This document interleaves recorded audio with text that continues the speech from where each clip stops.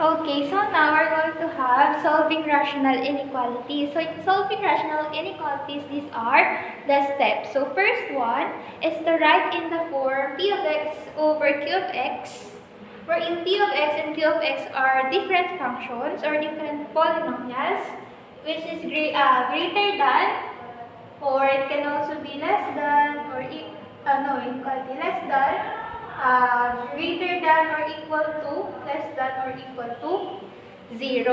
Okay? So, dapat ganyan yung itsura niya. There is a polynomial above and below the fraction bar. And then is it either greater than, less than, or greater than or equal to, or less than or equal to 0. Okay? So, next, solve p of x is equal to 0 and q of x is equal to 0. So, we're going to equate each polynomials to 0. And then third one, put on number line and test points. So for example,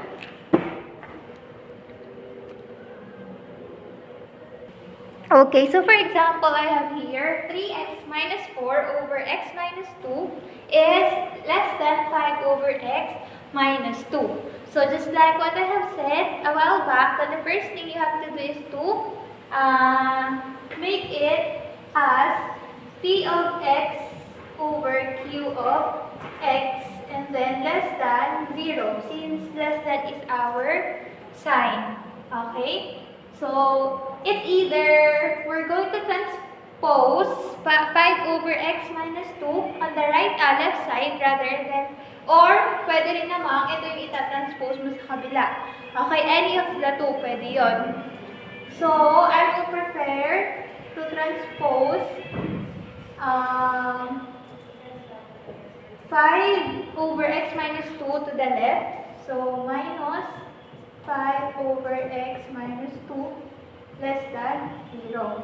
Now, we're going to simplify this equation. We're going to simplify. So, since they have the same denominators, so we can write it as 3x minus 4 minus 5 over x minus 2.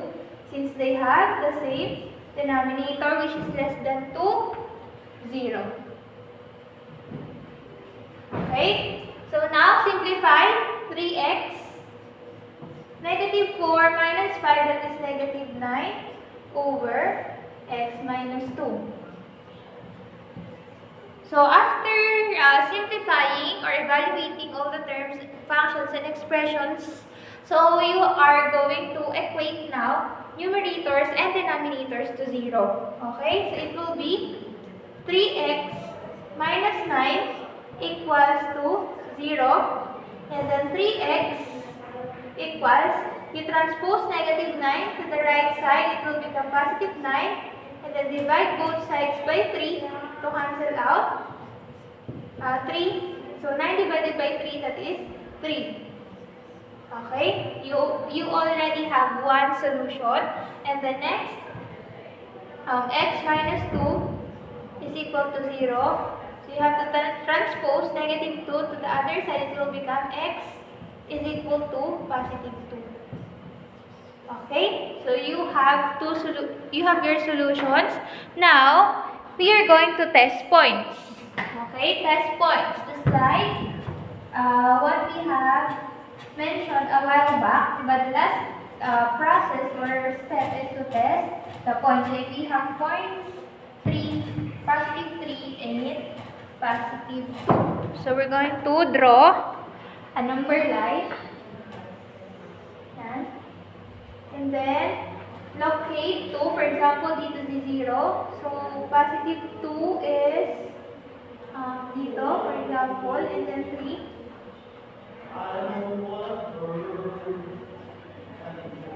So we're going to test points. For example, we're going to have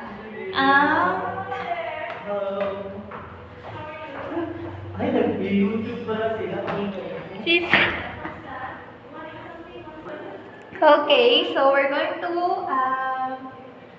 find values less than 2. Hanap tayo kahit anong value less than 2, for example, 1. Okay?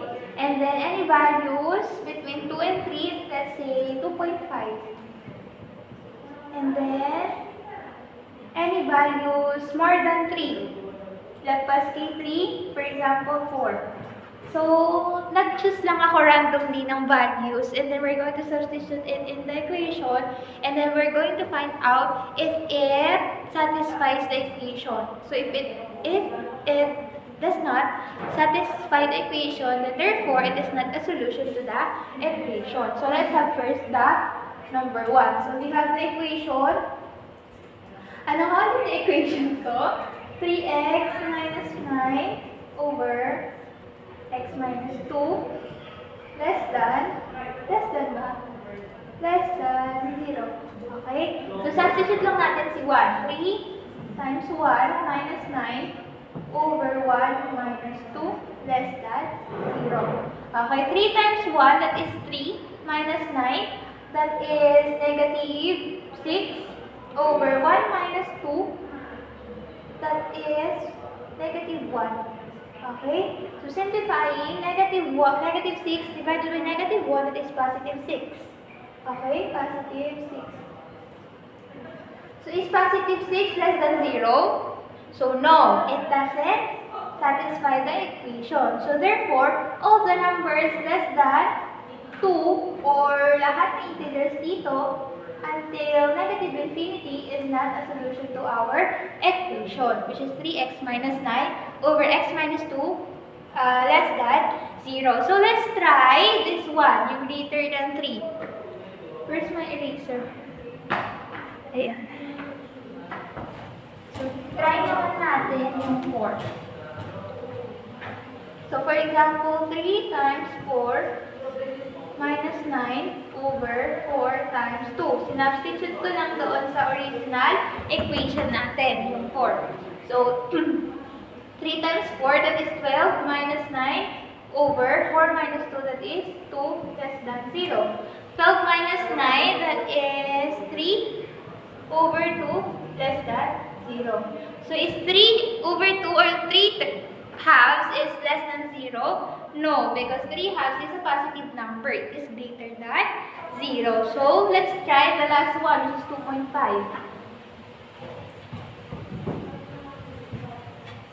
Okay. 3 times 2.5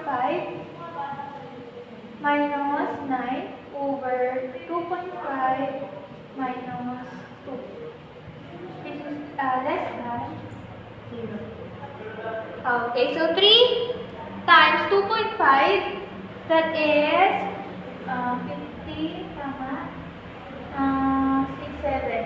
7.5 minus 9 over 2.5 minus 2, that is 0.5 or 0.5 less than 0. Okay, 7.5 minus 9, that is negative 2.5 over 0.5 less than 0. Okay? So, negative 2.5 divided by 0.5.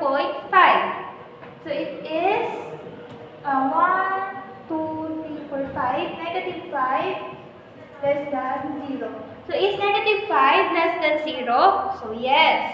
Tama, di ba? Less than 0 si negative 5. So, therefore, any number between positive 2 and positive 3 are solutions to our equation.